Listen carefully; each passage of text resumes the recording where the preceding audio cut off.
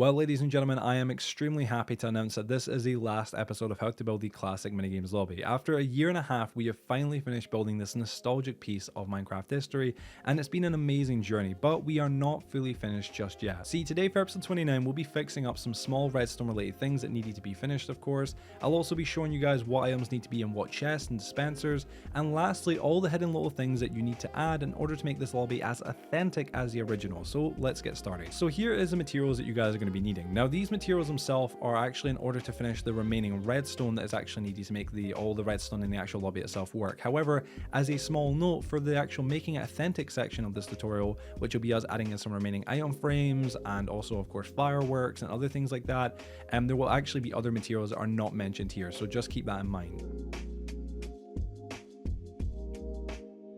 So to get started with placing in the remaining redstone, we are first going to go behind the store building to this weird section of redstone that you can see floating here. Now unfortunately, explaining how to do redstone really isn't my strong suit, so instead of me verbally trying to explain this piece by piece and probably confusing you way more than you can imagine, then what I'm going to do is instead I'm just going to show you me actually placing in the redstone. Now just to clarify, while placing in the redstone, I've done each section in lines, so hopefully you guys can more easily follow along. And if you have any or all issues at all, feel free to tweet at me or message me on any of my social medias. I'll be sure to help you guys with it, because I know that the redstone is a really important part of making this actual lobby as authentic as possible. And as a small little reminder, you can always turn down the playback speed if you feel like I'm going too fast at all, and hopefully I can help you guys place this all in correctly.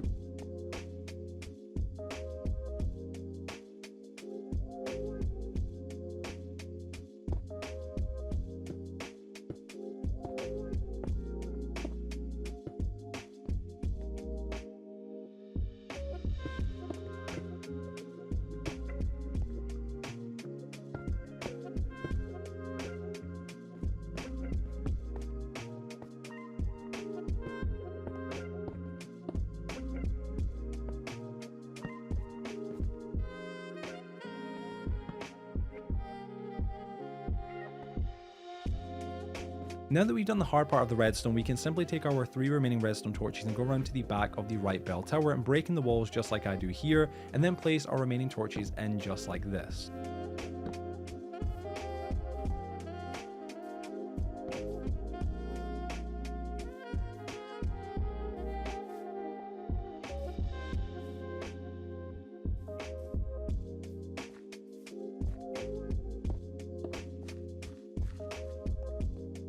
Now with all of that done, I'm very happy to say if you want to go ahead and test the redstone in the lobby, all of the actual redstone should be working 100,000%.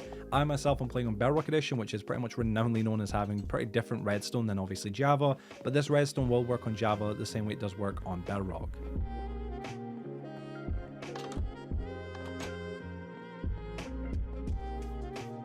Now, although with that all being done, we are completely finished building the lobby itself, we still haven't added some of the more authentic little details and things in the chest/dispensers or around the map itself or around the lobby that need to be added to make it 100% authentic. So first, if you want the lobby to be as authentic as possible, you need to make sure you've got the 9 bows and 9 stacks of arrows in this little double chest in the courtyard area. Next, you'll need to add the 5 mob heads around the map. So first, you'll need 6 skeleton heads above the gateway. Second, you'll need 6 wither skeleton heads at the top of the sword building. Third, you'll need 6 Steve heads at the top of the left bell tower. Fourth, you'll need 6 creeper heads in the upstairs section of the broken building. And finally, for the 5th mob head, you'll need 9 zombie heads in the downstairs double chest in the sword building. Now moving on from there, we've got the dispensers behind the library and the broken building. Now in these, you can just add any fireworks you like. For me personally, I just choose whatever colors I thought would look best, but you can add any that you want. However, as a small note, due to the redstone being different on Legacy than it is on Bedrock, for me at least, the dispensers behind the broken building will not work at all, so you're gonna have to move them up just 1 block in order to make them work, which isn't really a big deal. Moving on from placing things in chests or dispensers, we need to add an often forgotten little detail, which is the swords around the lobby. Now the first sword, the iron sword, is located inside the right bell tower